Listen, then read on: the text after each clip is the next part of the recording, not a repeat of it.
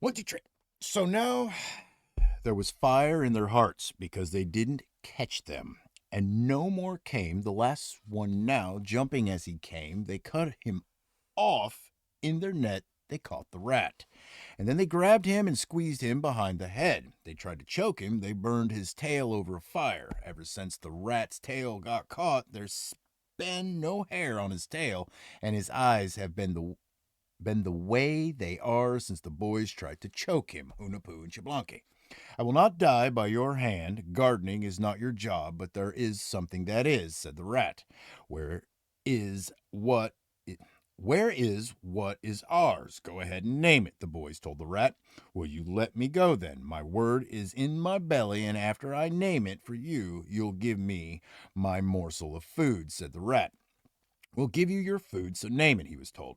Very well. It's something that belonged to your fathers, named one Hunapoo and seven Hunapoo, who died in Shabalba. What remains is their gaming equipment. They left it up under the roof of the house, their kilts, their wrist guards, their rubber ball. But your grandmother doesn't take these down in front of you because this is how your fathers died. You know the truth, don't you? The boys told the rat. There was a great joy in their hearts when they got word of the rubber ball. When the rat had named it, they gave the rat his food, and this is his food: corn kernels, squash seeds, chili, beans, pataxi, caco. These are his. If anything of yours is stored or gets wasted, then gnaw away, the rat was told by Hunapoo and Xbalanque. Very well, boys, but what will your grandmother say if she sees me? He said. Don't be faint hearted. We're here. We know what our grandmother needs to be told. We'll set you up under the corner of the roof right away. When that's taken care of, you'll go straight to where the things were left, and we'll look up there under the roof, but it's our stew we'll be looking at, they told the rat when they gave him his instructions. Hunapoo and Xbalanque made their plans overnight and arrived right at noon, and it wasn't obvious that they had a rat with them when they arrived.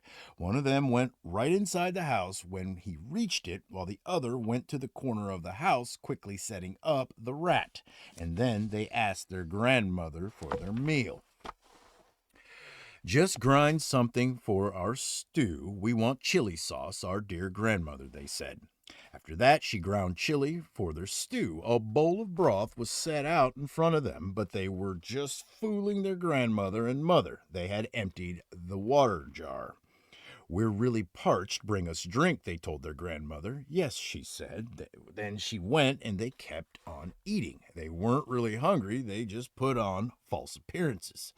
And then they saw the rat reflected in their chili sauce. Here was the rat loosening the ball that had been left in the peak of the roof. They saw him in the chili sauce. They set a mosquito, that creature, the mosquito, similar to a gnat.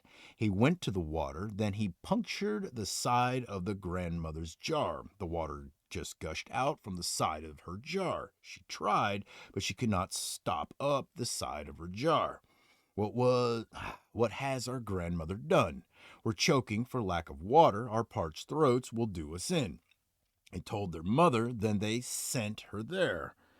After that, the rat cut the ball loose. It dropped from beneath the roof, along with the yokes, wrist guards, kilts. These were taken away then. They went to hide them on the road to the ball court. After that, they went to join their grandmother at the water, and their grandmother and mother were unable to stop up the side of the jar, either one of them. After that, the boys arrived, each with his blowgun. When they arrived at the water,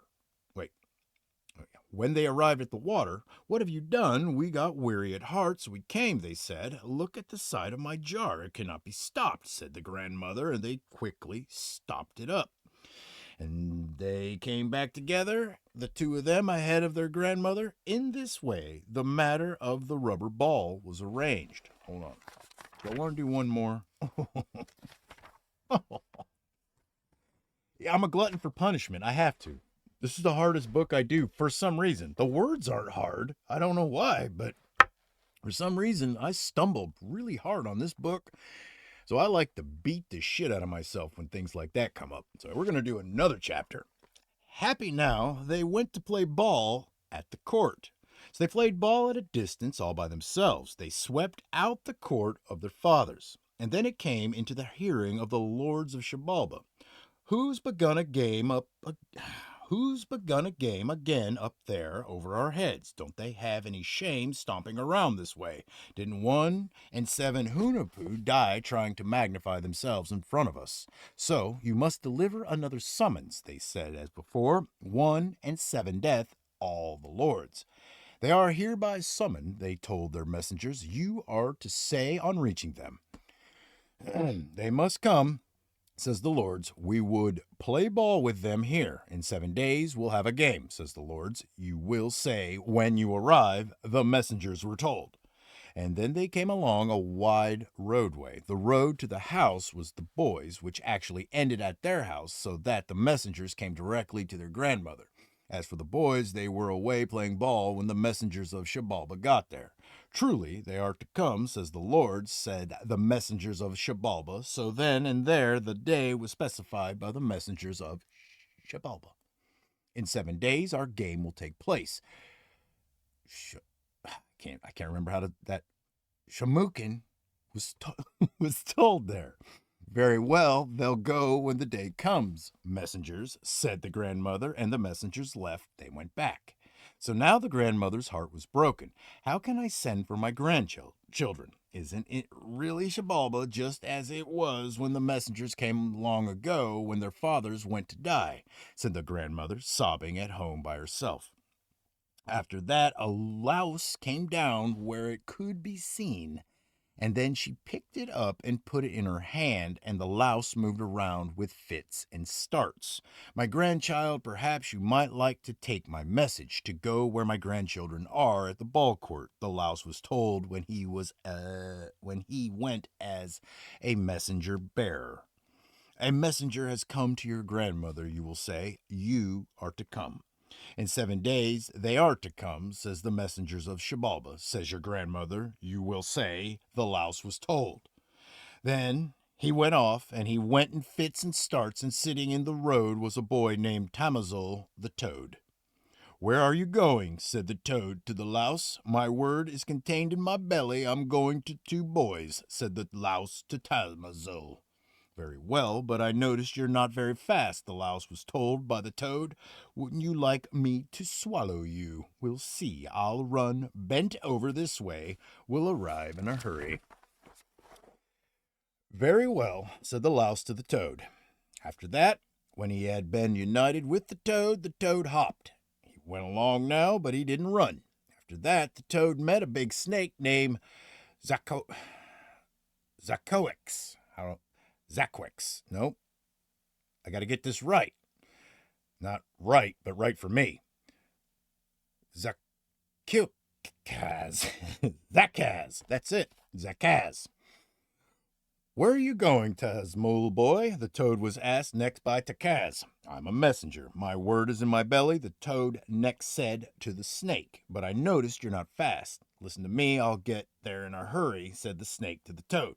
Get going, he was told. So then the toad was next swallowed by Takaz. When snakes get their food today, they swallow toads.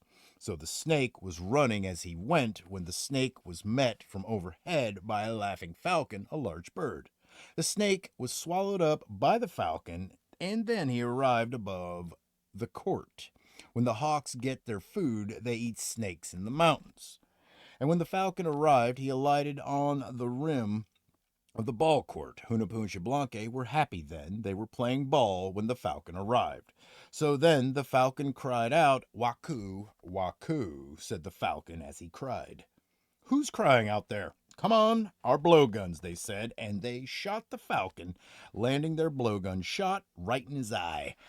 Wobbling, he fell down, and they went right there to grab him. Then they asked him, What are you after? They said to the falcon. My word is contained in my belly, but heal my eye first, then I'll name it, said the falcon. Very well, they said.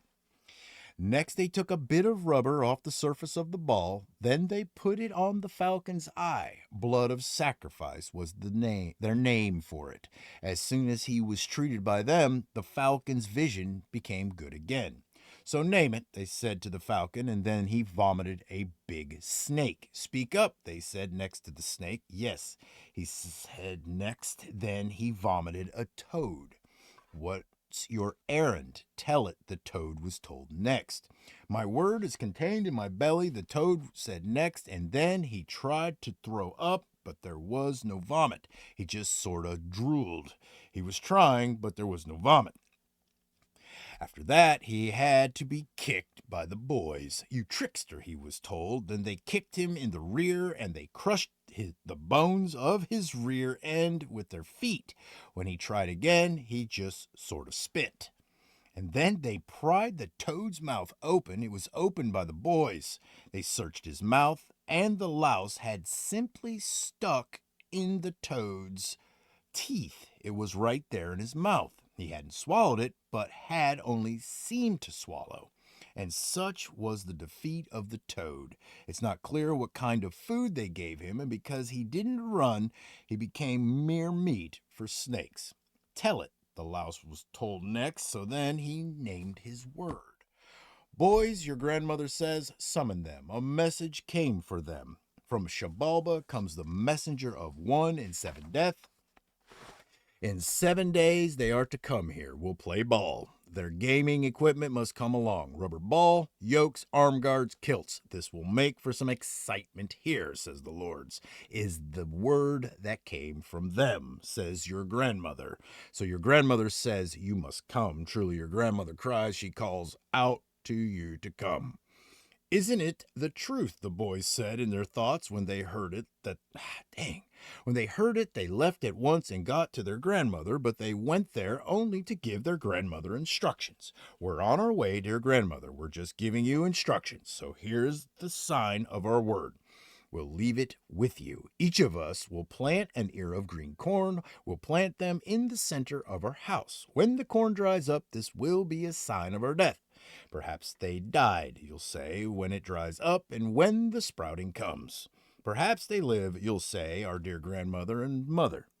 From now on, this is the sign of our word. We're leaving it with you, they said.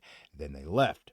Hunahpu planted one and Shiblanque planted another. They were planted right there in the house, neither in the mountains nor where the earth is damp, but where the earth is dry, in the middle of the inside of their house. They left them planted there, then went off, each with his own blowgun. All right.